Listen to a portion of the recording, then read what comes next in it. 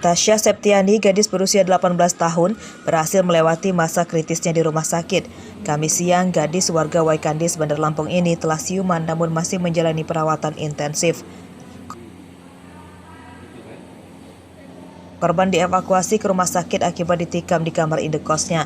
Korban menderita luka beberapa tikaman senjata tajam.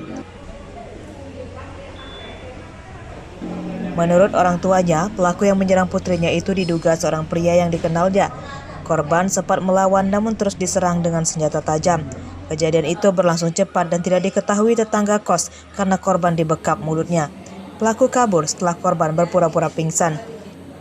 Ini minta tolong dibekap tapi katanya. Nah, setelah itu dia melanggar. Kata dia sih, setelah melawan tuh udah luka-luka parah itu dia pura-pura pingsan.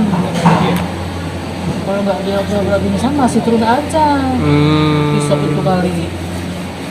Cerita korban ya? Cerita korban tadi baru saja. Selain melukai korban, pelaku juga merampas uang 6 juta rupiah, perhiasan dan ponsel. Diindikasikan orang dekat dari korban. Nah, informasinya bahwasanya ada barang dia yang hilang, Bang. Informasinya seperti apa sih? Sejumlah uang 6 juta, perhiasan dan iPhone. Ini ada juga indikasi bahwa orang terdekat itu untuk menguasai harta milik korban. Nah, menurut keterangan saksi, korban dievakuasi ke rumah sakit setelah keluar kamar meminta pertolongan. Namun saat itu pelaku sudah kabur dengan mengendarai motor. Kita tahunya udah ceceran darah aja. Oh, Bapak ke TKP, korban sudah nggak ada di sini? Sudah nggak ada di sini. Udah dibawa ke ditolong dan tadi yang nolong ada ya. Teman-teman yang kosan di sini? Ya, teman dan kosan di sini. Ya itu saya nggak tahu kronologisnya itu tadi. Soalnya sini korban udah nggak ada. Penyidikan kasus ini terkendala minimnya saksi ditambah korban belum bisa dimintai keterangan karena masih dirawat di rumah sakit. Rabila Ste melaporkan dari Bandar Lampung.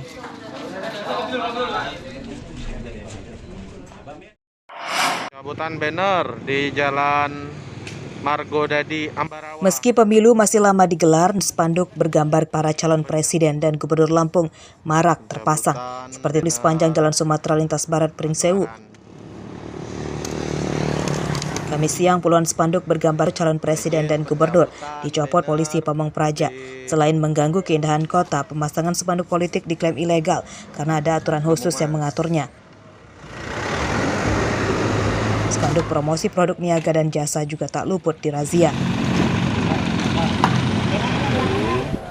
Melakukan penertiban itu karena dengan adanya surat edaran dari Gubernur Lampung nomor 270/2048/5 Romawi -6 Romawi .07 tahun 2022. Nah, dengan dasar ini kami dari jajaran Pol PP Pringsewu mengadakan penertiban. Pada razia ini, tidak satupun pemilik atau pemasang spanduk yang hadir dan protes. Seluruh spanduk yang telah dicopot kemudian disita polisi Pamong Praja. Sesuai peraturan KPU, tahapan sosialisasi kontestan pemilu akan dimulai September 2023. Andri Kurniawan melaporkan dari Pringsewu.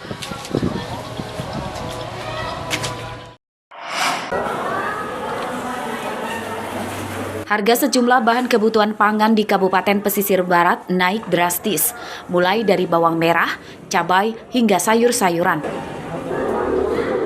Seperti terpantau di Pasar Waibatu 2 Kerui pada Kamis pagi. Harga bawang merah sama dengan daerah lainnya, yakni Rp60.000 per kilogram. Harga tersebut naik drastis karena harga stabilnya paling tinggi Rp30.000 per kilogram. Harga cabai juga naik Rp5.000 dibanding 2 hari lalu menjadi Rp105.000 per kilogram. Harga sayuran seperti sawi, kubis, dan tomat naik rata-rata Rp5.000 per kilogram. Bawang merah 60 ya. Sebelumnya bawang merah itu harganya berapa, Bu? berapa? 22, 25, pol, mentok 25. Nah, sekarang sudah 60. Oh, tapi berapa 105?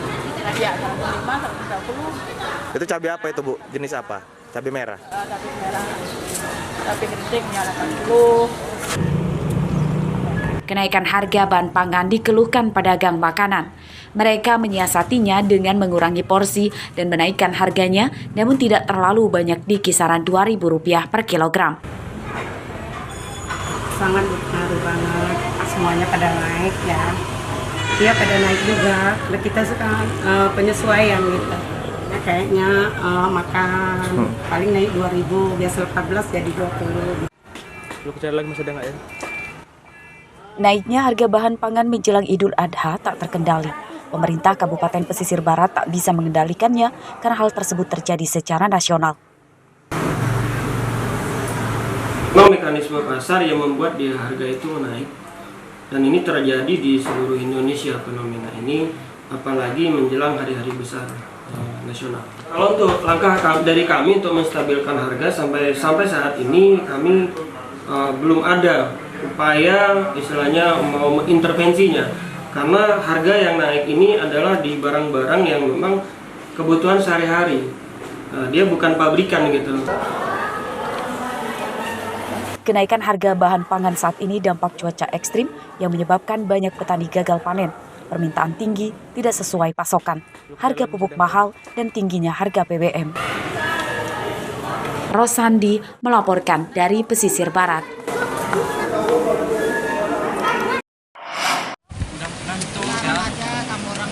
Petani wortel di Lampung Barat sedang bergembira sebab sudah sejak sepekan lalu harga jual wortel mencapai Rp2.000, naik 100% dari sebelumnya yang hanya Rp1.000 per kilogram. Ribut semua. Di antaranya Isman, petani wortel di Desa Sukarame, Kecamatan Balik Bukit. Isman sedang semangat memanen wortelnya dan memperkerjakan beberapa tetangganya. Wortel kami. Kenaikan harga wortel mendorong Isman bersemangat memanennya, apalagi dalam 1 hektar lahannya bisa menghasilkan hingga 10 ton atau mendapat uang Rp20 juta. 2.000. Naik apa turun, Bang? Naik dikit tapi. Memang sebelumnya berapa, Bang? Sebelumnya 1.000. 1.000 ya? Iya. Naik dia Rp1.000 ini gimana? Ada nggak perubahan pendapatannya, Bang? Ya ada lumayan, tetapi ya belum memuaskan lah, belum sesuai sama modal kita. Ini wawancara pula ini. Hasil panen saat ini bisa untuk mengganti kerugian sebelumnya akibat anjloknya harga wortel. Petani juga berharap harga wortel tetap stabil agar mereka tidak merugi lagi sebab harga pupuk dan obat-obatan sangat mahal. Lagi ngapain? Rosandi melaporkan dari Lampung Barat.